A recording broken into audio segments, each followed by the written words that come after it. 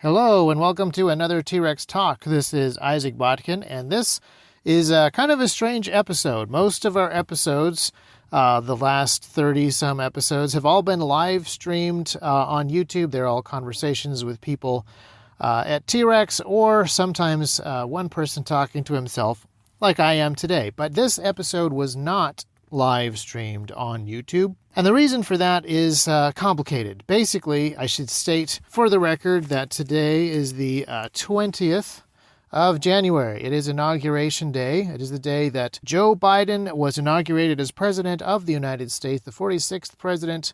I'm still not sure exactly what to call him. I would like to respect the office of the President, but the temptation to call him Uncle Joe is pretty strong.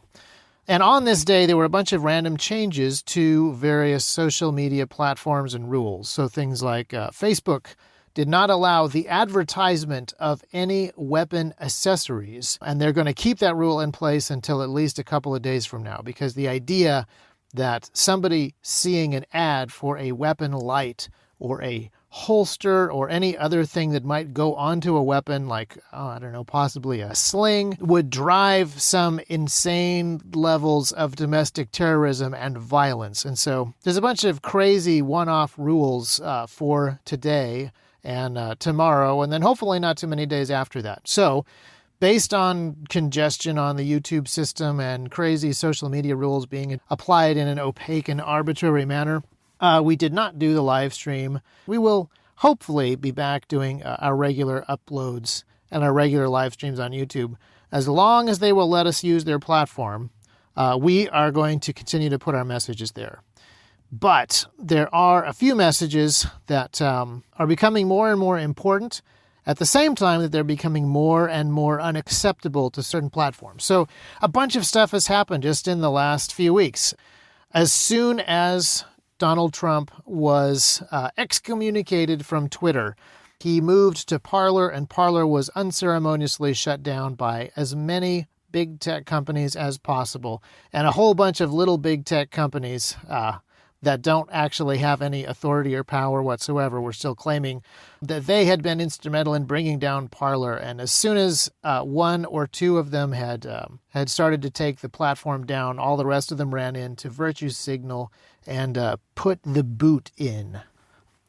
And a bunch of other things happened on December 6th. I know that in the January 6th YouTube conversation, I said that nothing was happening because that was the official party line. But then later, the official party line changed. It was no longer that nothing had happened. It was that one of the most terrifying and destructive acts in all of American history had happened.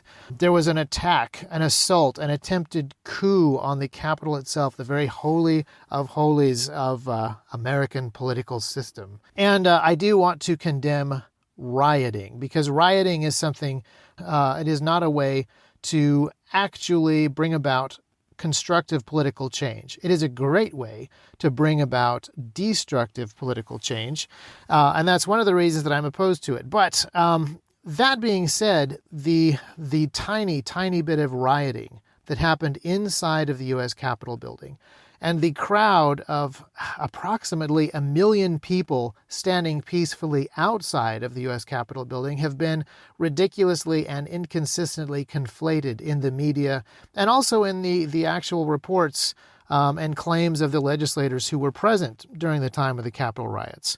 And so as a result of that, the Capitol was utterly and completely shut down. In order to prevent a military coup from happening, the DNC brought in 26,000 National Guardsmen to surround all the buildings and keep all of the people out. So, military coup averted. In the same way that they had to kick Trump and a whole bunch of Trump supporters off of a bunch of social media platforms and shut down a whole bunch of private businesses so that the First Amendment would not be violated. There's so much talk about Donald Trump being this incredibly powerful, tyrannical, authoritarian leader that was going to violate the First Amendment, that was going to bring about a military coup, that was going to build all these walls. In order for all of this to be circumvented, we had to do Well, basically all of that exact same stuff. And so today, as National Guardsmen and walls completely surrounded all of the public buildings that we of the people own, that our representatives sit in and theoretically do our bidding, we watched the inauguration. If I wanted to be kind of mean, I would make a joke about how the 26,000 National Guards is the first big crowd that Joe has spoken to in many, many, many months. But there was just a lot of hypocrisy and overreaction everywhere. The same journalists who have been demanding the defunding of police for months and months and months, the same journalists that have been applauding the riots and destruction of buildings and the burning of buildings in cities all over America for months and months and months. Now they want a large federal agency of domestic anti-terror cops, and they want to shun the little bit of rioting that happened inside of the Capitol building. This hypocrisy and overreaction is, I think, a really important thing to focus on, particularly the overreaction. The hypocrisy is obvious, but I think that the overreaction is a carefully calculated play. The idea with the overreaction is, for some of the legislators, I think that they felt a very real fear, and I would love to know which of them were afraid of the 100 or 200 people that came into the Capitol building, and how many of them were afraid of the 1 million or 2 million people that were standing peacefully outside. Well, we may never know that, but there is a very carefully calculated aspect to this overreaction to that event. People who want to make sure that they're not letting this crisis go to waste. People are reacting to the Capitol riots in the same way that they reacted to the September 11th attacks in 2001. And the idea is that we, the people who are watching, see the speeches and see the military rollout and see the guards with their unloaded rifles and all of the walls, and we see that the Capitol riots must represent as big a threat as the September 11th attacks because the reaction is the same. And in the same way, I feel like there was a significant overreaction by many people to the 9/11 attacks to communicate that they represent a threat that was as big as the attack on Pearl Harbor. And even the Pearl Harbor attack was overreacted to in some ways, not in others, so that people would understand that the Pearl Harbor attack represented as big a threat to America as Britain invading in the 1700s. That's kind of how we get to where we are today, which is Biden announcing in his inauguration, while surrounded by thousands and thousands of soldiers and very, very few citizens inside a democratic institution that is completely locked down.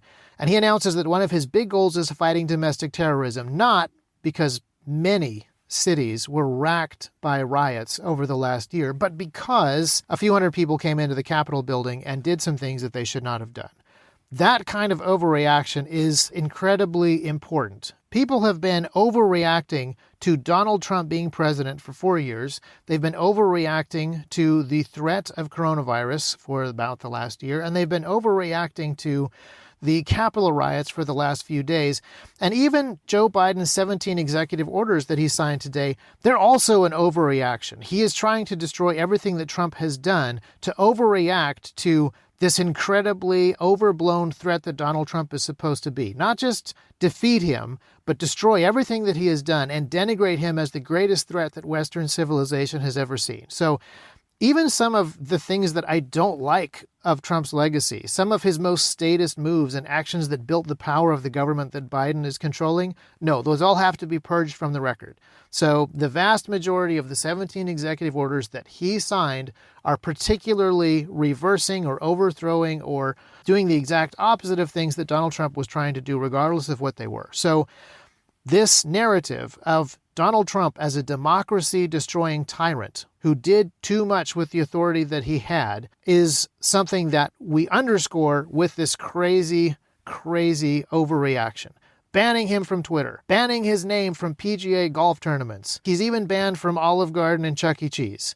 It's just kind of hilarious to me that the former leader of the free world, who owns many gigantic resorts of his very own, has been banned from visiting the Mechanical Rat and Child Casino that is Chuck E. Cheese. But this is the kind of virtue signaling that everybody is doing. This is the kind of overreaction that has to be done to underscore and emphasize this narrative that Donald Trump is a heretic against the ideals of the current administration and the groupthink of the media, something that must be purged, something that must be erased. Which then brings us to the question of what about his supporters, those 75 million-ish people who voted for him? Well, those people are also heretics. Those people are also anathema. Those people are also a threat. Are they all domestic terrorists or just some? Let's be on the safe side. Are they all white supremacists? There was a recent article in the Washington Post, and the author couldn't help but notice that a bunch of the white supremacists who were supporting Donald Trump by gathering in Washington, D.C., weren't actually white. And so she invented a new term, multiracial whiteness. This is a new threat to democracy and identity politics. But what multiracial whiteness actually is just a term that allows her to redefine non-white people as white people because her party has made everything about race.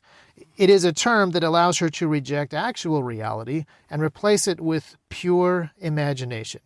This is not only hypocritical, but again, very overreactionary. There are already, of course, people discussing what to do about Republicans who have voted for Donald Trump. Do they have to go to re-education camps, or can it merely be sensitivity training? And remember, they're not gulags. They are democratic gulags, which is better.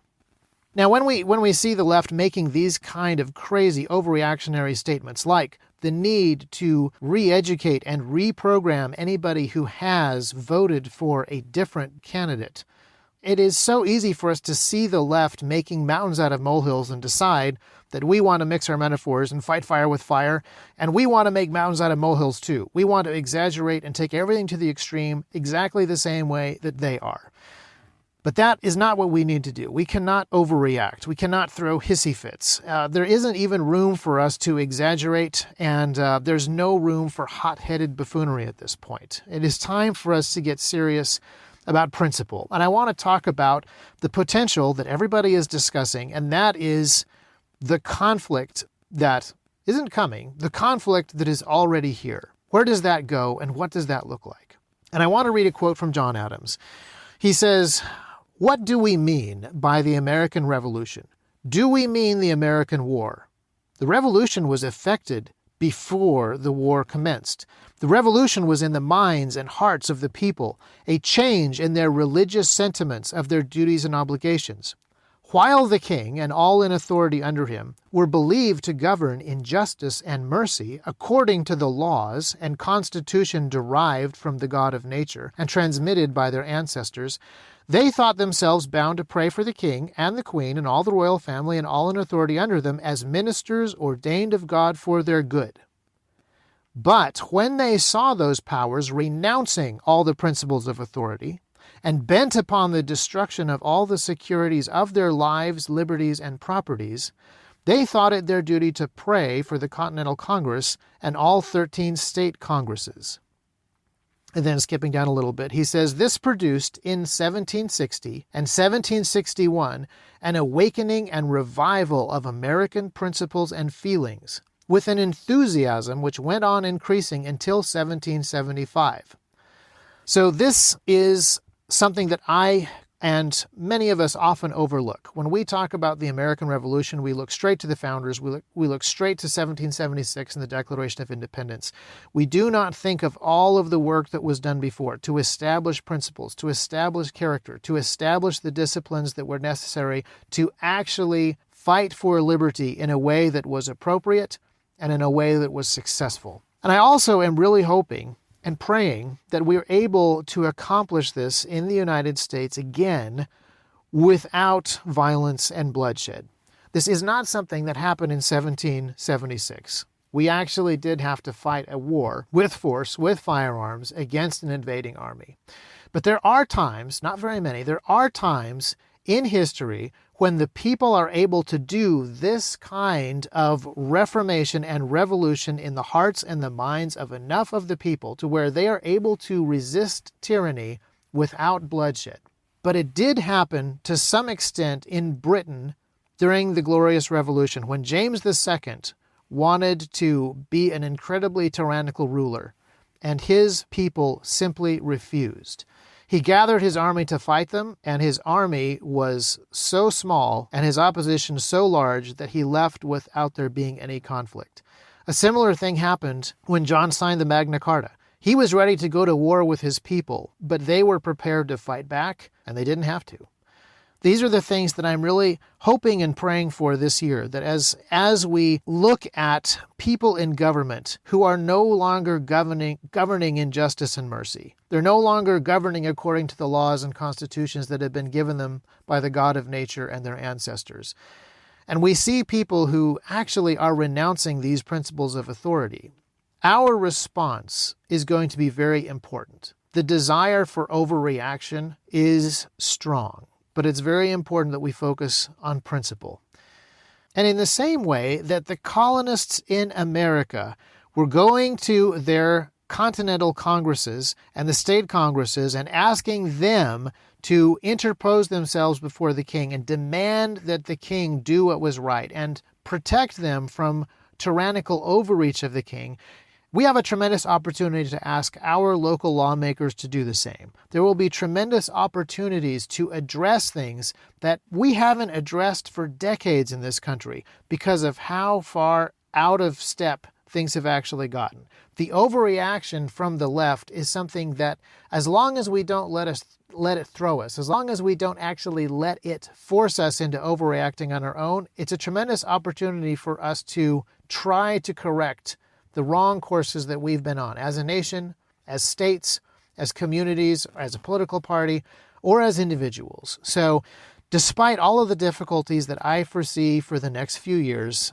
even the difficulty of just continuing to do a podcast, the opportunities that we have to stand up and be good examples for the people around us, to be an encouragement to the people around us, and to actually demonstrate the principles that we can learn from Scripture, that we can learn from history, and to be leaders in this very small way, and to do the things that those men were doing in the colonies before the Revolution, long before fighting broke out, long before the founders had the opportunity to write the Declaration of Independence or the Constitution. I feel like that's where we are now, and that is the responsibility that we have, to step up and to do that in the year 2021.